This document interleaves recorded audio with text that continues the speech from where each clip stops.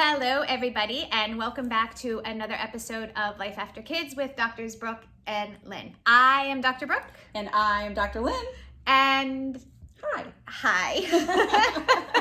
And hello. We're so excited to be with you. We're glad you're here. We're talking about anxiety today. Yeah, it's a big topic. Huge. Yeah.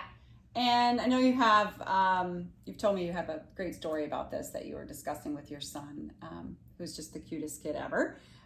So what happened in the car with Mr. AJ? Yeah, actually, it wasn't a discussion I was having with him. It was like I was with him when it happened. And I don't know if I'd call it great or horrific's probably not the word. Somewhere in between. Unsettling, maybe. Okay. Here's the so you know I deal with anxiety. Most of you do. I feel like I'm beating a dead horse here, but like the struggle is real. Are struggling with it. Yeah, and I don't want to not talk about it and beat that horse because so many people are struggling with it. I feel like we just have to go at it and talk. And so here's my thing, like, why, if you struggle with anxiety or panic attacks, you do it too to some extent. A little different, but I absolutely have had those moments. And we all do, I think. We all can get that, like, too much energy. But if you legit struggle with anxiety and panic attacks, let me ask you a question. Why does it happen when you're driving your car? Yes. In the middle of like lanes where you're...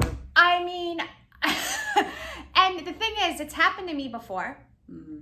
And so you would think my little mind here would say, this has happened to you before, you know what it is. But when it happens, you're like, something is wrong.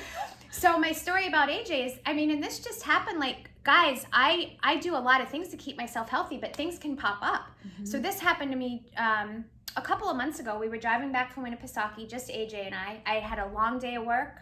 Yes. We were struggling to get out. It was dark. I was already tired. Got in the car. Perfect storm. Ramped up but tired.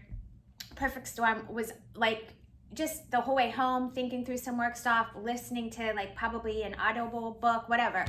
And anyway, I started getting that like, for me, I start to sweat a little bit. I start to feel hot. And it's not a hot flash because I have those too, because there's this also anxious energy that comes with it. And then I'm like, my brain goes, uh-oh, something's wrong. What's wrong? What's happening? And then you feel like a little off. And then you look around and you're like, I'm on 495. I'm on 3 lanes of traffic and there's nowhere for me to go. What if I pass out and my head hits and I've got my son in the car and I'm going to, all of those things. But and the reason I bring this up is because I'm going to guess that some of you know what I'm talking about. I have gotten myself to the point where it happened, and sometimes you can't control that coming on. Life is not perfect, and no, but neither I think are our brains. Speak to a good point to help cement back to it. When you know what the physical symptoms are, then and they're coming on, does it help you to know, okay, I'm going to feel this, I'm going to feel the sweats or whatever the heavy feeling, and then it's almost like in your brain you can switch back that it's just a symptom. Yes, and that was going to be my point. You can't. Yes, and thank you, but you're right. Like, I can't necessarily. I can do all the things that I do, and I do them daily, and I'm as healthy as I've ever been. But sometimes you can't control if you've had a stressful day, or I was likely in a weird spot in my cycle too, and my hormones were off. You have some times that you can't control what's going to happen and what's going to come on. So when you get in that moment, like I was, it's like, how are you managing this? And for me, like you said, I know, like, I had to step out of my head for a moment and say, this has happened to you before. Your nervous system is ramping up. You're just a little anxious. The excited nervous system is ramping up the sweat. It's ramping up the heart rate a little bit. Your brain is questioning things, and you're starting to feel a little off, but everything is okay. Yeah. And that's where I had to just, because I work on my breath, I was able to keep, a couple deep breaths in and out. The other thing I noticed during that trip, and I've talked about this before, is that I had not eaten. And I think I had a little, I don't do caffeine much, but I think I'd had a little green tea, and so caffeine can spike my blood sugar. So I think my blood sugar had gone up and then was coming down, and that's why I was feeling a little off. So I had a snack with me. I put some protein in my mouth.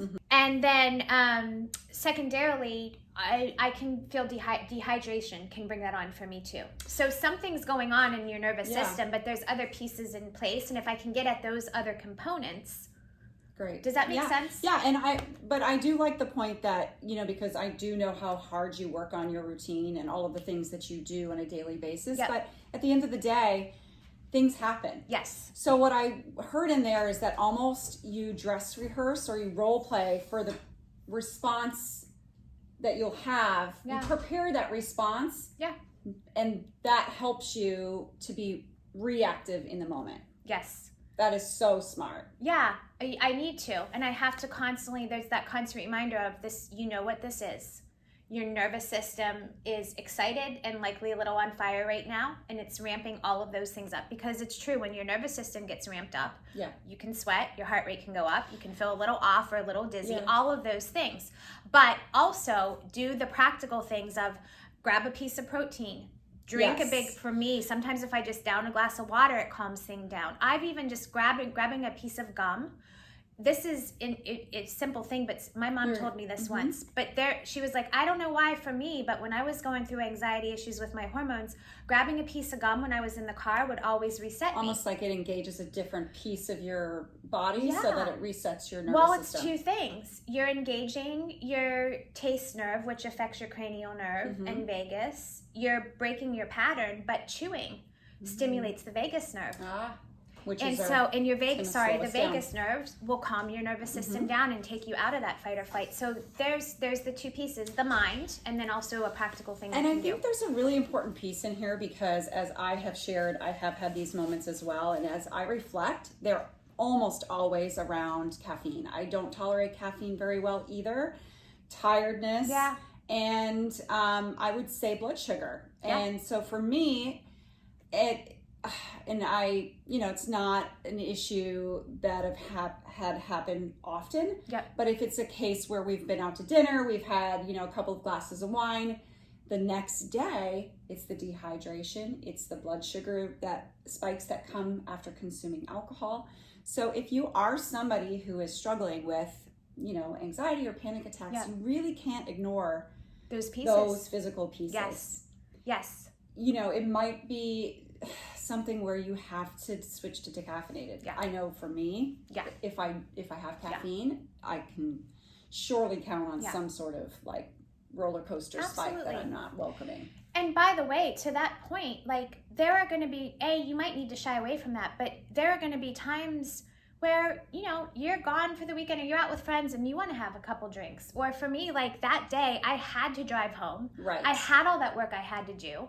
So in those moments, if you do an activity that brings on anxiety, see, it's very easy when you get into an anxiety attack to let common sense go out the window and think there's something wrong.